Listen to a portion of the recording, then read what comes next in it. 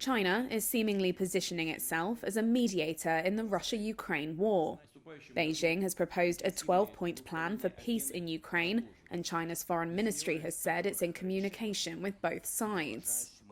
All of this has sparked speculation that China may try to get the rivals to the negotiating table. Let's take a look at why the world power would try to mediate. The country typically doesn't get involved in other countries' conflicts, especially the more distant ones. But analyst Wang Jiang Yu, a law professor at City University of Hong Kong, says that trying to broker peace is a low-cost venture that can yield high returns. If China can do anything, even the slightest, to end the war, or to a lesser extent, to bring the parties together to have a talk, to have, for example, to suspend the war for some periods, for some months, right? That would be something very be of tremendous value to Chinese reputation and to Chinese prestige. So it marks the beginning of China playing a global leadership role, which used to be solely played by the United States.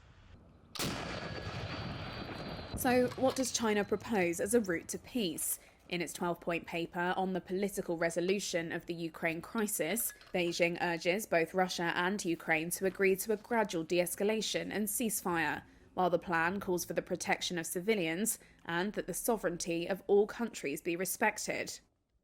China has refrained from condemning Russia for its invasion. The plan got lukewarm welcomes in both Russia and Ukraine. Ukraine says it will only consider peace settlements after Russian troops leave Ukrainian territory, though later said it was open to parts of the plan. Russia says it will take a nuanced study of the plan, but did not see any sign for a peaceful resolution for now. The US and NATO remain sceptical of China's proposals. NATO says China does not have much credibility as a mediator on Ukraine. So what role could China play, if any? Analysts say it will be hard for China to get Russia and Ukraine to negotiate at all. However, some suggest that President Xi Jinping could spark momentum towards talks. Here's Jiang Yu again. If the Chinese understanding is, after several months, both parties are exhausted and they want to have the forum to start peace talks, China can offer that, and no other country can do that. A fruitless attempt by NATO member Turkey to host dialogue in the weeks after the war began last year underscores the difficulty. But some analysts say China is in a better position than Turkey to mediate because it has more leverage over Russia.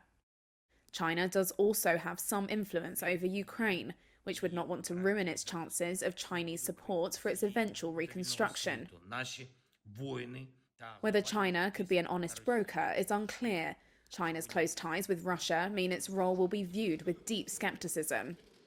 Days before Russia invaded Ukraine, China and Russia announced a no-limits partnership, and while China has called for peace since the beginning of the war, it's largely reflected Russia's position that NATO threatened Russia with its eastward expansion, and Ukraine's Western allies fanned the flames of war by supplying it with tanks and missiles.